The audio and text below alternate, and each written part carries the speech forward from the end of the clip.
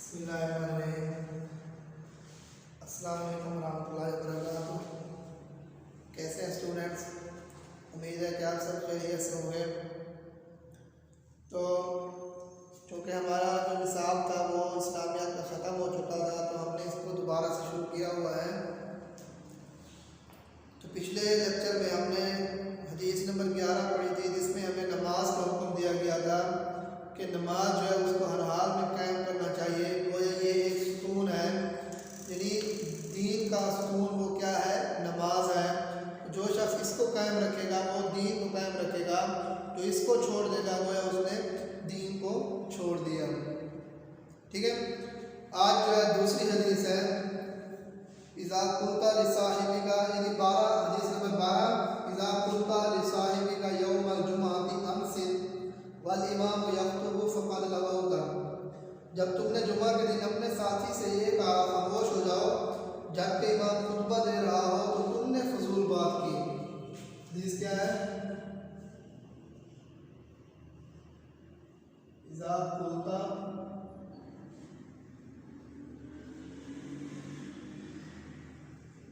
लिसाहिबिका यौमल जुमअती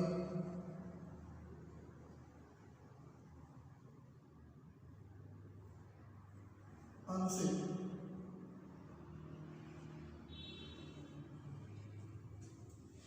वल इमाम यख्तुबु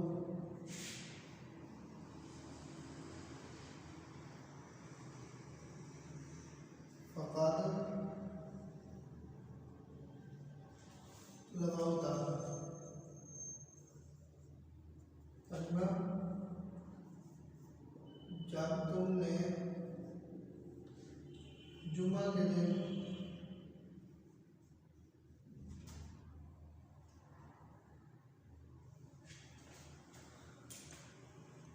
अपने साथी से ये कहा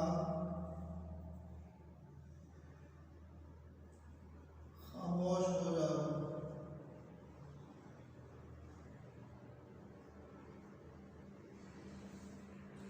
जबकि इमाम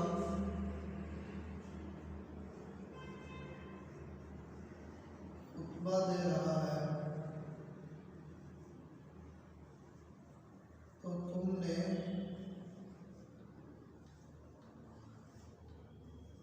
फजूल बात की। ठीक है, तो ये हदीस नंबर 12 है। इज़ा कुंता लिसाहिबिका यौमल जुमअती अमसिक वल इमाम यख्तुबु फ़क़द लगौता। जब तुमने जुम्मा के दिन अपने साथी से ये कहा खामोश हो जाओ जबकि इमाम खुतबा दे रहा है, तो तुमने फजूल बात की। ठीक है, यानी इल्म का जो पहला अदब है वो क्या है? खामोशी। जब खामोश होकर सुनेगा तो उसको बात समझ जल्दी आएगी। अगर वो खामोश नहीं होगा, बातें करता रहेगा, तो उसकी जब तवज्जो ही नहीं होगी बात की तरफ, तो उसको कुछ भी समझ नहीं आएगा। यही बात जो है ये क्लास में भी होती है कि जब जो लड़के जो है स्टूडेंट्स वो गौर से सुनते हैं, बात को खामोशी से सुनते हैं, उनका सारा ध्यान जो है टीचर की तरफ होता है, तो उनको बात भी समझ आ रही होती है। और जो स्टूडेंट्स आपस में बातें कर रहे हो, इधर उधर देख रहे हो, तो जो हरकतें कर रहे होते हैं उनको कुछ भी समझ नहीं आता। फिर वो क्या कहते हैं कि हमें जो है सभी कुछ समझ नहीं आया, तो आप जो दोबारा समझा दें। टीचर को समझाने में कोई मसला नहीं होगा, लेकिन आप लोग जो है तवज्जो नहीं करते। अगर तवज्जो से आप एक बार भी सबक को पढ़ लें तो आपको वो आसानी से समझ आ जाएगा। ऐसी कोई मुश्किल बात भी टीचर नहीं बताता जो समझ ना आने वाली हो। तो इल्म का पहला अदब यही है कि इल्म की बात जब हो रही हो तो उसको खामोशी और तवज्जो से सुना जाए। तो वाज़ व नसीहत से फ़ायदा उठाने के लिए भी यही ज़रूरी है कि उसको तवज्जो से सुना जाए। ठीक है, जब तवज्जो नहीं करेगा, ध्यान उसका उस बात की तरफ नहीं होगा, तो उसे समझना भी नामुमकिन होगा। तो जब समझेगा नहीं तो उस पर अमल कैसे करेगा? इसलिए जो है आप सल्लल्लाहु अलैहि वसल्लम ने ताकीद फरमाई है कि जुम्मा, क्योंकि ये इस्लामी तालीमात होती है, इसमें इस्लामी तालीमात के बारे में बताया जा रहा होता है, तो जब तक इसको खामोशी से नहीं सुनोगे आपको कुछ भी समझ नहीं आएगा। इसलिए आप सल्लल्लाहु अलैहि वसल्लम ने फरमाया कि जो है जब तुम نے جمعہ کے دن اپنے ساتھی سے یہ کہا، یعنی امام خطبہ دے رہا ہے، آپ بیٹھے ہو، آپ نہیں بول رہے، آپ خاموش ہو کے بیٹھے ہو، لیکن آپ کے ساتھ بیٹھا یا آپ سے کوئی دور بیٹھا شخص جو ہے وہ باتیں کر رہا ہے، تو اگر آپ نے اس کو یہ کہا، اس کو خاموش کرانے کے لیے یہ کہا کہ خاموش ہو جاؤ، تو آپ نے بھی فضول بات کی، آپ کو بھی یہ بات نہیں کہنی چاہیے۔ جمعہ کے خطبہ کے دوران جب کیونکہ امام خطبہ دیتا ہے تو اس وقت آپ صلی اللہ علیہ وسلم پر درود بھیجنا بھی ضروری نہیں ہے، کیونکہ جب آپ صلی اللہ علیہ وسلم کا نام آ جاتا ہے تو اس وقت درود نہیں بھیجنا چاہیے، کیونکہ امام کا خطبہ ہو رہا ہوتا ہے تو خطبے کے دوران کوئی بھی بات جو ہے وہ نہیں کرنی چاہیے، ٹھیک ہے۔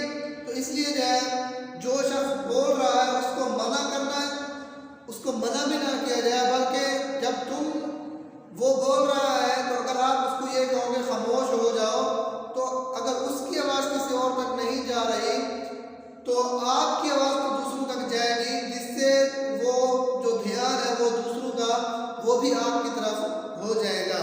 تو اس لیے اس حدیث میں جو ہے آپ صلی اللہ علیہ وسلم نے فرمایا کہ جمعہ کے خطبے کے دوران کوئی شخص بول بھی رہا ہو تو آپ اس کو منع بھی نہ کرو، کیونکہ اس سے لوگوں کی جو توجہ ہے وہ دوسری طرف منتقل ہو سکتی ہے اور سننے کا عمل بھی متاثر ہو سکتا ہے، ٹھیک ہے۔ یہ ہے حدیث نمبر 12۔ تو دیکھیں اس کو، حدیث نمبر 12، یہ پیج نمبر 53۔ اذا قلت لصاحبك يوم الجمعة انصت والامام يخطب فقد لغوت، جب تم نے جمعہ کے دن اپنے ساتھی سے یہ کہا خاموش ہو جاؤ جبکہ امام خطبہ دے رہا ہو تو تم نے فضول بات کی۔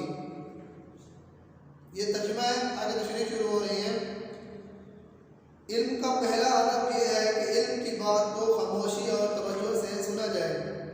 واعظ و نصیحت سے فائدہ اٹھانے کے لیے بھی ضروری ہے کہ سب سے پہلے اسے توجہ سے سنا جائے۔ اگر کوئی بات دھیان سے نہ سنی ہی نہ جائے تو اسے سمجھنا بھی ناممکن ہوگا اور پھر اس پر عمل کیوں کر ہو سکے گا۔ چنانچہ تاکید فرمائی گئی ہے کہ جمعہ کا خطبہ جو کہ اسلامی تعلیمات کے بارے میں رہنمائی کا ذریعہ ہے، اسے خاموشی اور توجہ سے سنا جائے۔ اس حدیث میں ایک اور اشارہ ہے کہ جمعہ کے خطبے کے دوران بھی یہ روا نہیں ہو کہ اس دوران اگر کوئی شخص بول رہا ہو تو اسے منع کیا جائے، کیونکہ اس سے بھی لوگوں کی توجہ دوسری طرف منتقل ہو سکتی ہے اور ان کے سننے کا عمل بھی متاثر ہو سکتا ہے، ٹھیک ہے۔ یہ حدیث نمبر 12 ہو گئی۔